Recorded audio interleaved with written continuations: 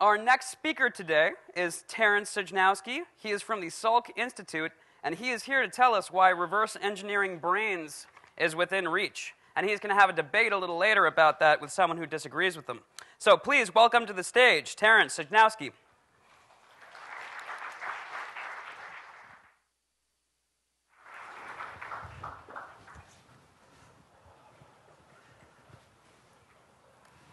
So it's great to be here. The talks this morning and this afternoon have been really stimulating, and I'm going to be building on things that you've already heard about.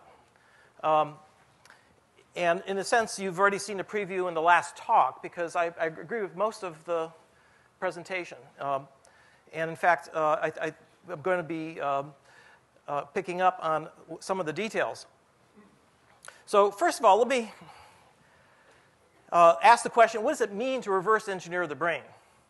So the National Academy of Engineering has developed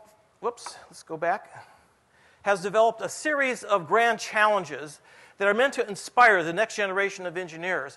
And I was at one of the summit meetings that was held at Duke.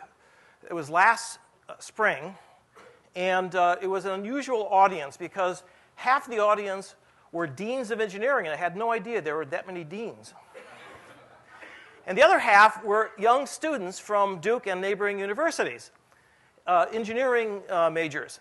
And it was really sociologically a very interesting case where there's the extremes of people who have made it to the top of their profession and probably were looking back over their previous era, and the young students who are just getting started, and they're looking forward. And so the talks spread over a whole set of different areas.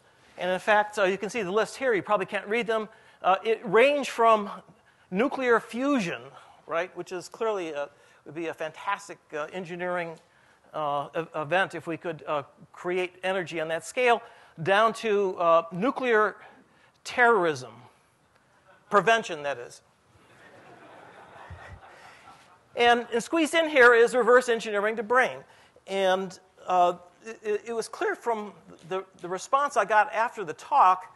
I started out by saying that when I went to school, like you were, students, I computed with 2 sticks of wood. And all of the deans smiled. And of course, the students were dumbfounded when I said it was a slide rule. And the students had never even seen a slide rule, let alone know what you could do with it, because, of course, it's an obsolete technological artifact. But that's the divide. And the question is, well, what kind of a computing device is the brain? And that's really the issue, is trying to understand the actual function of the brain, why it's here. And by the way, there's no reason whatsoever why evolution would have ever made it possible for us to understand evolution's function. In other words, we shouldn't assume we understand ahead of time how it works. We really have to be very open to surprises, as we have in many, many other areas of science, physics, chemistry, and so forth. And just because we have intuitions about psychology doesn't mean we know anything about psychology. Now, I agree with Ray Kurzweil that understanding the brain, and ultimately ourselves, may be the problem of the 21st century that would really be a prime one for science to attack. I think the time is right, and the question is exactly how do we go about doing that? Now, nothing makes sense except in the light of evolution. This is something that Theodos Dobzhansky once pointed out in the respect to other areas of biology, and there's no reason why that shouldn't apply to the brain as well.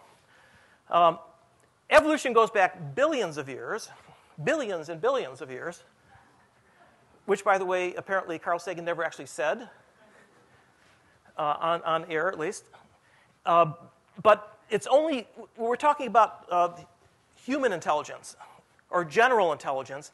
We're talking about the last few million years at most. In fact, in terms of technology, it's only been around for a few tens of thousands of years, right? So this is really kind of the last few microseconds of this timeline here with respect to the total fraction of the time that's spent evolving us. Now, one of the remarkable things that we've discovered in the process of sequencing the human genome is the fact that most of the parts list in our body, including the brain, was evolved long, long ago, back billions of years ago. In fact, if you look at bacteria, they have many of the same ion channels and phosphorylation mechanisms, and you'll be hearing more about that, that are found in cells today. What's happened is diversification.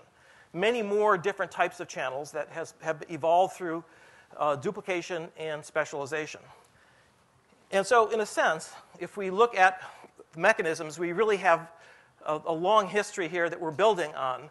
And now the question is, what about the great diversity of different species out there? Tremendous number of, there's insects, there's mammals of all sorts of shapes and sizes, humans. One of the great and amazing discoveries that was made is that body forms, segmentation, is controlled by the same set of genes, whether you're an invertebrate or a vertebrate or a human. In other words, the genes themselves that created us during development, they are conserved as well. There's a tremendous amount of conservation. And I believe that the same thing will hold true as we understand more and more about the brain. Now, the central question is whether we can really make progress with the problem of understanding how something as complex as the brain works with the present tools. Now, let's take ourselves back in our time machine to 100 years ago. Suppose I was giving you a talk. I wouldn't be using a laser pointer, but perhaps I'd be giving a talk at the Royal Society to distinguished scientists, and the topic would be, can we reverse engineer life? So we're talking about 1910. Well, quite a bit was known in 1910, but very little about life except the phenomenology. A lot was known by that time from Darwin and many others. We knew a lot about evolution in terms of the different species and how they're related to each other, but we had no clue whatsoever what mechanisms were involved.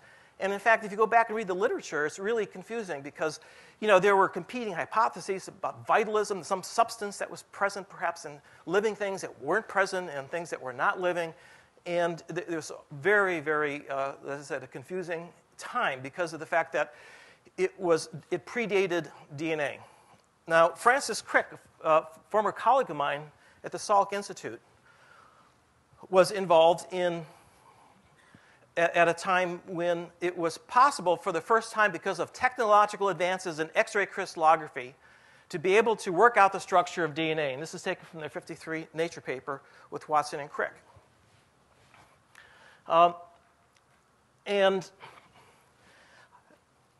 in a sense, before that paper, trying to come up with a model or a understanding of the process of life was more or less impossible. Even if you were super intelligent, I don't think you could have made much progress. The closest person I think that did make progress was Schrödinger, and he talked about an aperiodic crystal in his book, What is Life? But I think that the process really required getting the technological techniques available to actually go in and find out what was at the molecular basis of life. And one of the things that came out of that was the fact that there was a structure, the double helix, that was a model, after all. This was a physical model, and in fact, they had the different base pairs machined from plates of metal that were put together to show the spacing between the two different axes of the helix. So that model also contained the principle of life, the fact that there were two strands, and the fact that it might replicate this way, and the fact that evolution might occur by mutating some of these base pairs. In a sense, that was all present. And it took, of course, the next 50 years to work out the details, but in a sense now, no one asks the question of what is life anymore, because we now more or less know to a first approximation. And in fact, going to the quote from Richard Feynman, Craig Venter announced just within the last few months that he has synthesized a new organism, a new form of bacteria that never existed before. Now, that's not quite accurate, because if you look at what he actually did, what he did is he took a bacteria, took its nucleus out, not nucleus because they don't have nucleus, but he took out the DNA and inserted a synthesized DNA, a concoction of genes that were the minimal number that you needed in order to sustain replicating life. And then he injected it in. So in a sense, what he really did was to create a transvestite version of life. Because it turns out that everything around the DNA is also essential and important. So I think that the real advance is going to come in techniques, and there's been, as you heard recently, the very last lecture from Dennis, that there's been an explosion of advances, and no one technique is going to give you all the answers. This is a space-time diagram showing you the different spatial levels from the very molecular level down here to the level of the whole brain at the very top, 7 orders of magnitude of spatial scale. And on the time axis here, from milliseconds all the way to months and years, on this space-time diagram, we can put different techniques that allow us to collect information at different time scales. For example, single units, spike trains from single neurons, we can record from them with a certain spatial scale, namely a few microns. But in fact, over very long periods of time, from milliseconds up to hours in some cases. So we can really, we can see how each of these approaches to understanding the brain gives us a very limited little window, right? And we're trying to understand a very complex system on the basis of up until recently, recording from one neuron at a time from the brain. And you can tell from the number of neurons, it's going to take you a long time to make progress there.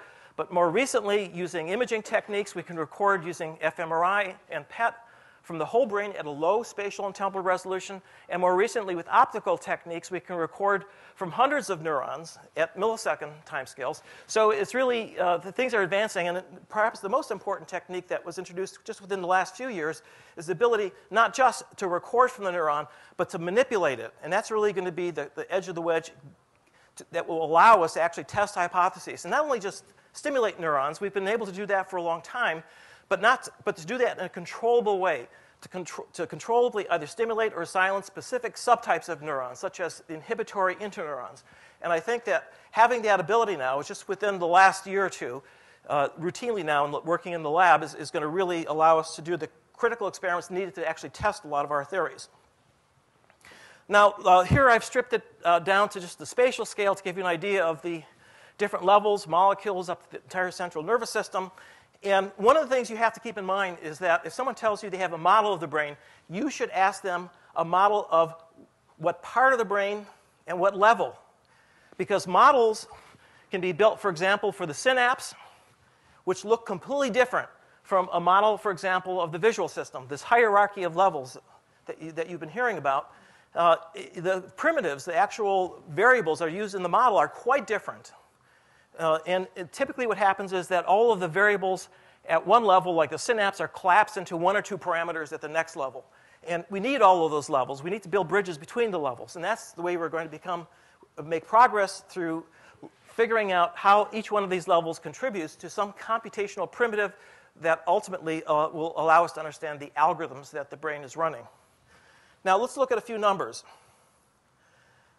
Now, this is a rough estimate. No one's actually counted the total number of neurons in the brain, but it's estimated there are about 100 billion. Back when I was learning neuroscience, the textbook said that there were 10 to the 10th neurons, so 10 billion. And that no one had actually looked at the cerebellum, and they realized that there are actually even more of these small granule cells in the cerebellum than there are in the entire rest of the brain. So the next edition of the textbook said there are 10 to the 10th neurons, of which 10 to the 11th are in the cerebellum.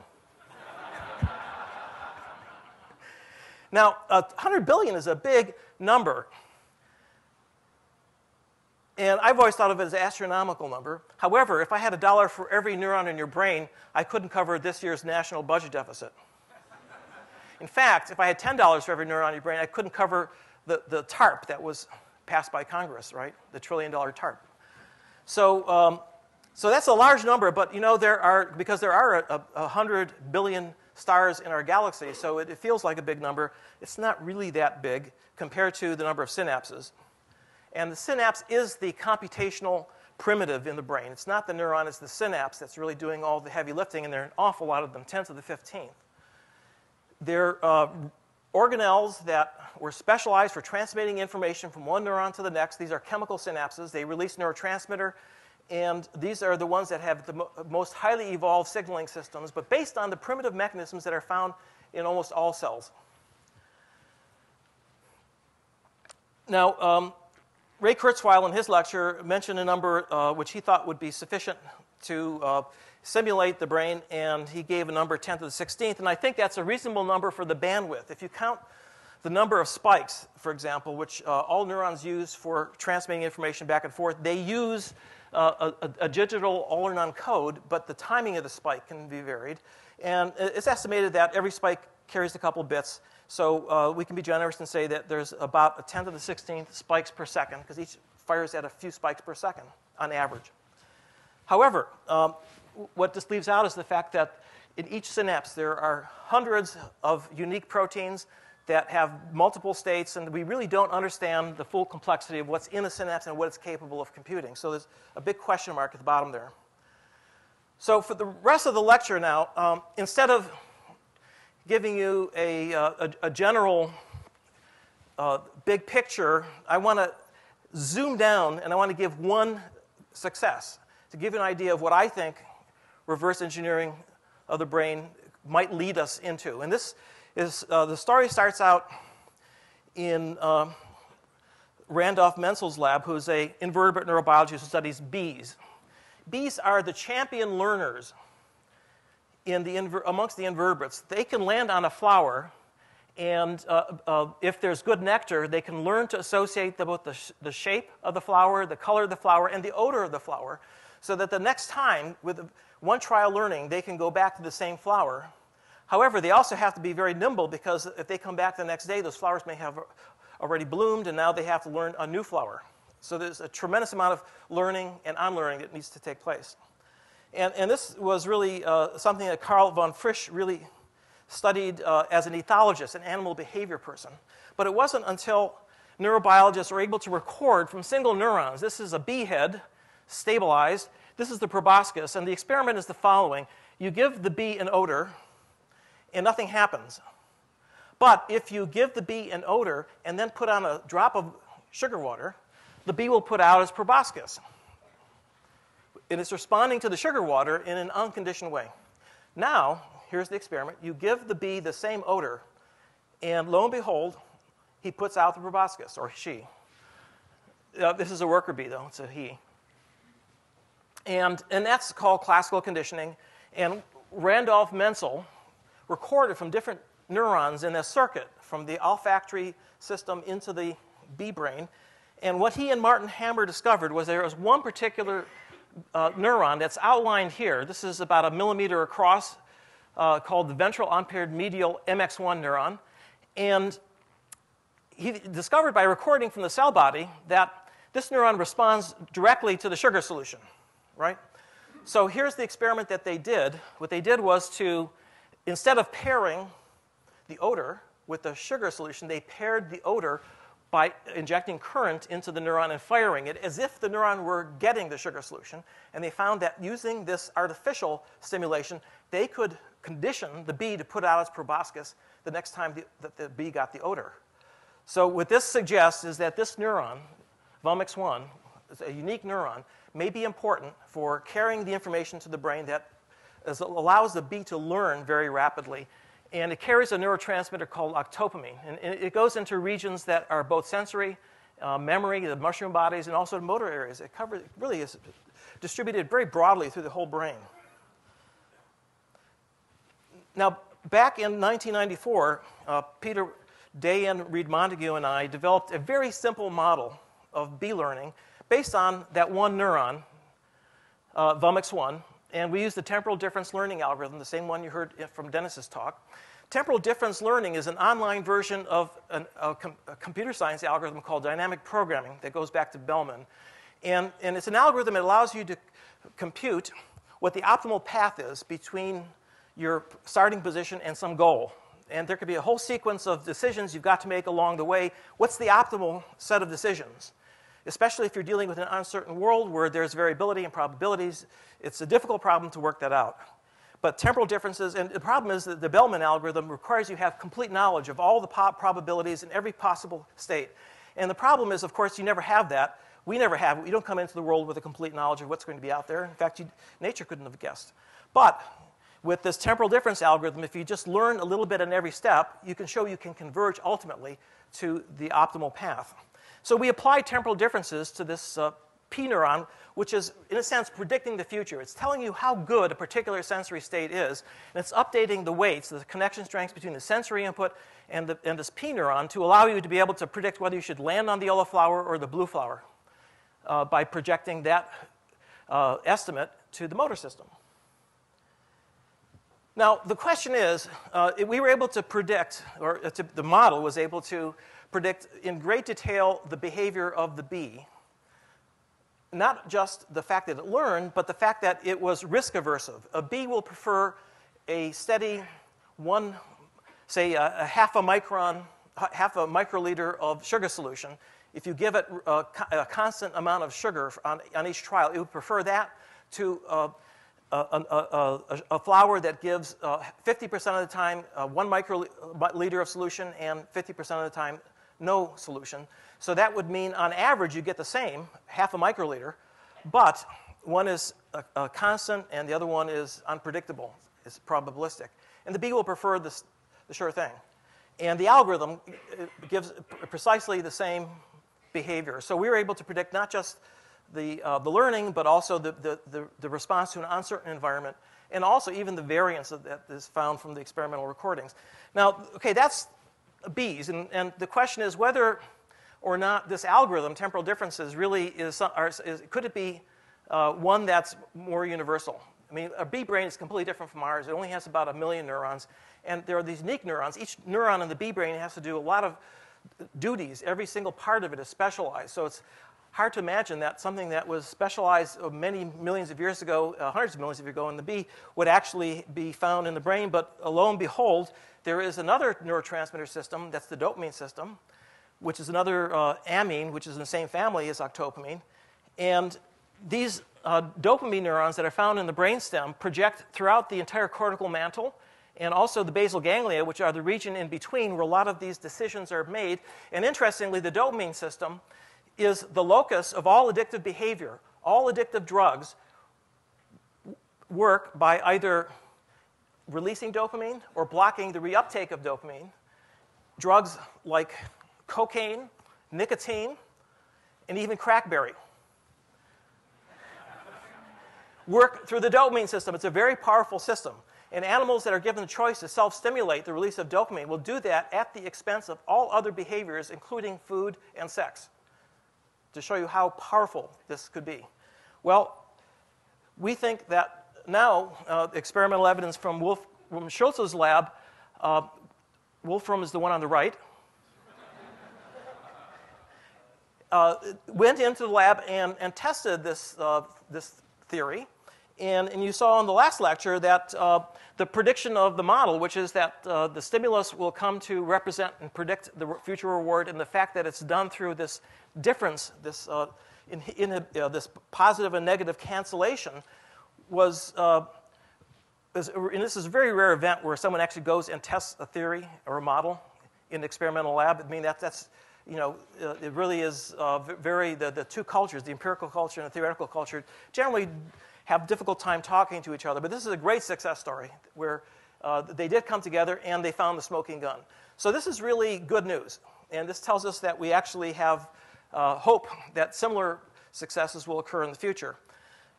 But what good is this? Can we actually build something from this? After all, it's not just the brain we're interested in doing. We want to build machines that can do things like the brain. Well, about the same time that we were working on these temporal difference models, Jerry Tesaro, who was a former postdoc in my lab who had worked on a neural network model that played backgammon, realized that he could apply temporal differences to backgammon. And the problem with supervised learning, which is what we used before, was that you had to have an expert teacher to tell you what the best move was. But what if you don't? Can you make progress? Well, what he did was two things. He said, let's let the game play itself. And number two, let's use temporal differences to assign what's called the temporal credit assignment problem. The only feedback the game got, was whether or not who won at the end. And that has to be backchained to the beginning of the game to see whether or not a move was good or bad. Now, this might seem very unlikely to work because there are so many moves in the game. And also, if you know backgammon, it's a race to the finish. You throw the dice to decide how far to move your men. And therefore, it's a very difficult game to solve in any deterministic way. You've got to use stochastic methods. Well, to make a long story short, TD Gammon started playing itself. After 300,000 games, it was beating Jerry consistently. He's a strong intermediate player. So he brought in some experts from New York, in particular Bob Roberti, who wrote the books on positional game playing for backgammon. So he knew what he was talking about. And surprisingly, in 51 games, it did pretty well. It only lost about a quarter a point per game. Or it was winning roughly, I guess this would be 1 point per game. So losing roughly, I guess it was doing 3/4, as well as the experts. So he let it run more, it improved, and it brought back another group of experts, and it was doing better. It cut back its loss to about a half. And finally, he upgraded the network that he was using to learn. Bob Roberti came back, and it fought him to a standstill. In 40 games, it was pretty much in the noise. And Roberti was just amazed, because not only was it playing well, but it had discovered moves that no human had ever made before that proved to be better than the human positional play. And it did things that were really astonishing. For example, it learned concepts. That is to say, it learned the idea that you block at the beginning in order to prevent your men from coming through. And it learned the moment at which you should break your blockade and be aggressive and try to go for the race to the end. And this is very subtle, and it's very difficult for humans to learn exactly the right moment to do that. Not too soon, not too late. Otherwise, you lose the game.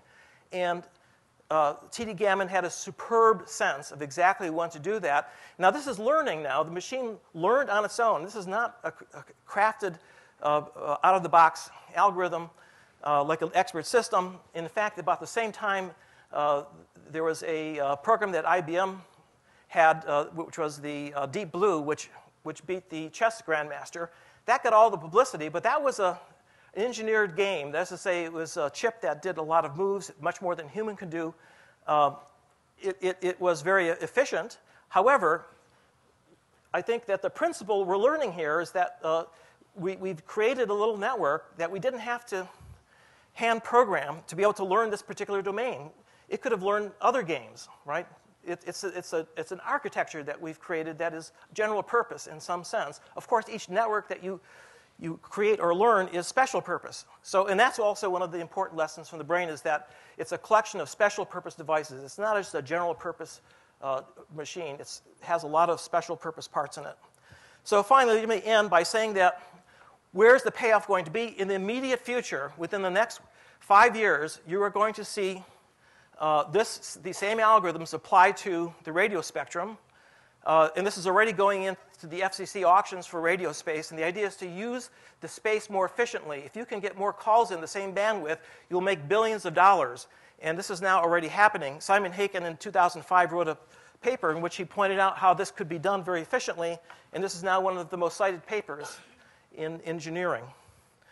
The same approach he has shown makes radar much more efficient. And you might ask, well, how could it do that? Well, it does that by experience, learning through experience, under what conditions some calls fail, or how much time to allocate for each call. You do that through accumulating experience, many examples of situations which may depend on the time of day, which may depend on the weather, a lot of other things.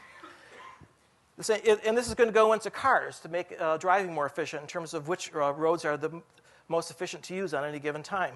And finally, and this is the one I think that's really remarkable, our power grid is basically 100 years old, hasn't been updated. The technology is really decrepit, and it's very inefficient. And I think that by creating a much more efficient way to allocate power and also to plan for the future, it should be possible to make to create a much better global system that is going to ultimately, I think, long before we have walking and talking robots, be able to create an environment that's a much better one to live in. Thank you, and I just want to thank all of the colleagues.